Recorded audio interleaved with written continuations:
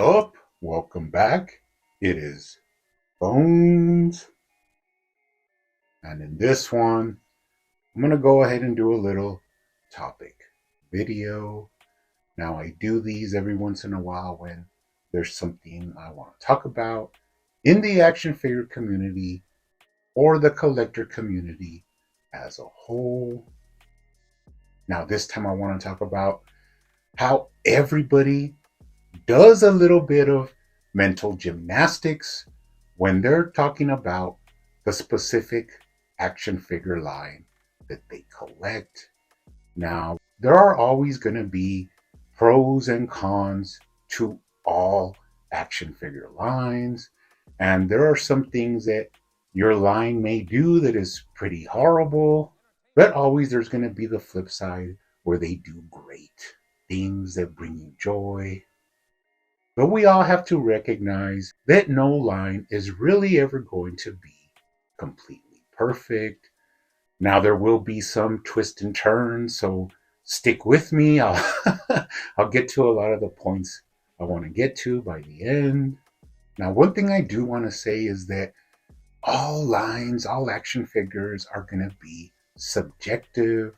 They're all going to be in the eye of the beholder. I can take a figure and just talk everything negative about it. In fact, really magnify those aspects and make any toy line look like crap. But I can also praise every every figure they produce and go out of my way to be a scum-sucking shill. And one thing we all have to realize is all collector lines, all action figure lines, in fact, all toy lines are going to have fans, collectors, supporters. But on the other end of the spectrum, you're also going to have haters and worms. Now, depending on what body types you like, what symmetry you like, is really going to depend on how you see a figure. Because if a figure emphasizes a sort of physique that you enjoy, of course, you're going to be very happy. That will be appealing to your certain eye, depending a lot on a figure's symmetry. But once again, as I stated before, all different kinds of toys and collectibles have their fans. So you can't really hate anybody for collecting Funkos or retro Star Wars or anything like that, because everybody collects what they enjoy, and that is everybody's right. Now, watching a lot of reviews and looking at different people's perspective, this is not going to be a Marvel versus DC or Mezco versus Mayfix. This is going to encompass pretty much all action figure lines, because in the end, one thing that's really annoying is to watch somebody review a line, like let's just say they're reviewing a DC multiverse from McFarlane, and they go through the good and bad aspects the way they see it. And at the very end, they decide to say, but it's 7-inch and I hate 7-inch. So that kind of already puts you at a bias. Reason being, I never really talk negatively about other lines, like let's just say Marvel Legends, even though 99% of my collection is 7-inch, which means I don't do 6-inch, I don't do 5-inch. I definitely don't do 4-inch or 3-inch. I have really come accustomed and like the feel of a 7-inch scale figure. And then you have those morons that say, oh, but 6-inch is the definitive, 6-inch is the universal scale for figures. And of course, this is not true, because you have NECA, you have Super 7, even Mattel makes their figures at a larger, more 7-inch scale, the same scale that McFarlane tries to do. So there's not really any power behind that blanket statement that nobody does 7-inch. Now, there's things that I've brought up before in different videos, and each person is going to enjoy what their line does, because there's a specific reason they collect that line. Like, one thing I've said before a lot is there's a look to comic book superheroes, the way their midsection is built that goes down into the trunks and into the hips. And there's a look that I've always enjoyed, a comic superhero look in this specific area. Now, I prefer the McFarlane trunks. Why? Because they look closer to me to a superhero style, midsection, lower body. Now, I know some people don't like that, but honestly, when I look at a Marvel Legends, a lot of the times I just see those big gaps around the hips, which to me looks pretty horrendous, and I'm not a fan of those gaps. Now, I know they add a lot more in articulation for the hips, but you get around the same articulation at the hips from McFarlane, and it doesn't have those big spaces and gaps between the thighs and the crotch area. So for me personally, it's just more appealing. It looks like a cleaner silhouette and reminds me of those old classic comic book superhero designs. So, like I said, that's a kind of mental gymnastic that each collector community does, because Marvel Legends people have to look past the fact that those gaps are pretty ugly and are not very aesthetic and break up the sculpt, while McFarlane fans have to get past the fact that sometimes it does look a little bit more diaperish than we would like, but these are supposed to be superhero trunks, and when they are done well, they are far superior. Now, as I said, in prepping for this little topic video, I watched more reviews than I usually do, and specifically more based on other lines, so to get a better knowledge of what we're really looking at. So I don't really talk about other creators a lot, but I did watch a lot of videos from Anthony's Custom. Now, this guy is notorious for beating down toy lines and, being really negative. But the thing is, he's being honest and showing the faults and the good decisions that action figure lines can make. So I did watch, various of his videos. Saw a little bit of bias, but not too much.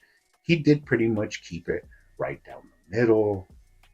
Although he did emphasize something more than from another line, that another line does better, but vice versa. What did I see? I saw that when he's looking at the waist of a Marvel Legends, he basically just talks about how much the figure has a forward crunch or how much it leans back, which, of course, with Marvel Legends is good, although they do use that pretty archaic chest hinge that looks pretty ugly, sometimes leaving gaps in between the plastic. But one thing he didn't bring up a lot, and that was that the way most Marvel Legends do not have any side to side lean. I mean, there's nothing, especially because they use that pretty outdated waist cut swivel. Now, if you've watched my Marvel versus DC videos before, you know that this is something I point out. So, Marvel has good forward crunch, can lean back, they have no side to side, and their swivel is pretty ugly. Now, when he's looking at a DC multiverse, which was pretty interesting to me, he went through the same thing, which is no forward crunch to speak of, which McFarlane has struggled with, leans back very well, and yeah, you got side to side, which is pretty good. Now, that's kind of funny because Marvel Legends, most of them have no side to side to speak of, and you would think that since DC Multiverse has, since the beginning, used this same design and execution, they have a lot of range at the waist. You could twist them and get them in cool poses, and you don't break up the sculpt the way that waist cut does. And for me, this is something that I emphasize when I review the DC Multiverse figures. And that's not to talk bad about him. He reviews pretty much, like I said, straight down the lines. So that's perfectly fine. But once again, as I started, people have to do mental gymnastics because Legends people have to do mental gymnastics to look past that ugly waistcut And McFarlane fans have to look past the limited forward crunch, but it's, tit for tat. It is what it is. As I said before, all lines are going to have positive and negatives. Just like when you're talking about pins, I mean, yes, Marvel Legends is going towards more pinless figures, which does look very nice, although I have found that it reduces the range in the elbows, doesn't always give you a full double jointed elbow range. Sometimes it only gives you about 75 or 90 degrees, but we'll talk about that some other time. While McFarlane still uses pins, but they always get the full range from the joints. Now, of course, other companies still use pins, some don't, some have gone to pinless. But once again, it's totally up to you if that's such a big issue that you're not going to collect the line because they use pins. And remember, most of NECA still uses pins. One time somebody told me, yeah, but the pins that NECA use are real small. But also the bad part of that is NECA is known for breakage, breaking joints, and snapping those really thin pins. But QC, once again, is a whole nother issue. Now, before I left a lot of these videos, I would, check out the comment sections because I'm always interested, just to see what's going on. And of course, in all the DC Multiverse comments, it was a place where McFarlane haters go to congregate, which was pretty hilarious. Just pure negative, McFarlane sucks. McFarlane makes trash, the same stuff I've heard before. So it's not really going to change my mind anytime soon. Now, another thing I noticed was that when he wanted to show how far the legs could kick forward or back, I've said this before in my reviews, McFarlane uses the rubber trunks to give you more range. If you push it, it's not going to damage the trunks. Usually, depending on how thick and how they are cut, really gives you the amount of articulation you're going to have. But usually you can kick way up because the rubber flexes, and you can kick back as well. Now, Mr. Customs, of course, he just pushed it forward a little and said, oh, there's no range. When I know very well you can push it and that rubber will flex and give you more range. So that's just something either he doesn't notice or he doesn't know or he wants to use, as I said, to have a little bit of bias, but who knows? You take a review for what it is. You have other things that I saw that I think he like forcibly moved a shoulder until the shoulder pauldron popped off. And then he said, oh, great, it breaks. Thank you, McFarlane. When really, I mean, it's an easy fix. You put some super glue and glue back the pauldron. Sometimes, for some reason, they use in the factory like a little dab of glue, and you can just reinforce that with some super glue. And in my experience, that'll hold the pauldron no matter what you do. Now, in somebody else's review, I saw them reviewing the Arkham Knight Yamaguchi, where this guy was moving the pauldron and the Arkham Knight shoulder, the piece just popped off and snapped. So in his situation, he said, well, what I could do is order another little peg because the peg snapped. There's not going to really be an easy way to fix that, except I can order an extra peg and put it back together. Now that's now that's way worse than just the glue coming off of a shoulder pauldron. And you're talking about the difference of around a $25, $30 figure to a $50, $100 figure. So there is a big discrepancy. And I did see this in the comments. I saw somebody said, you guys don't seem to understand. These are not human bodies. And both Anthony Customs and somebody else in the comments said, what are you talking about? Well, I kind of have an idea of what he's talking about. And he's talking about that sometimes figures are made more to resemble a comic design or a comic look or an animated look. So they're not going to be made with the proportions of a regular human. So when you get a regular human, a standard human body, they have around the same lengths of arms, to leg ratio, from head to chest. Like you could mark all of these lengths out to different positions. But sometimes when a figure is based on a comic book design, you will have exaggerated arms or bulkier chest, or the head will sit differently to more resemble that source material. But once again, it is what it is. Everybody has the decision to decide what lines they will support. And this brings me back to what I started with, that all lines are different. Everybody's going to have to, boggle their mind to enjoy their line completely.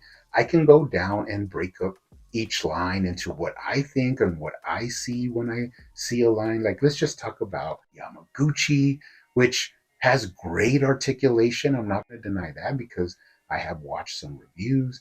But the balls that they use, the elbows, sometimes in places you wouldn't even expect, are very ugly.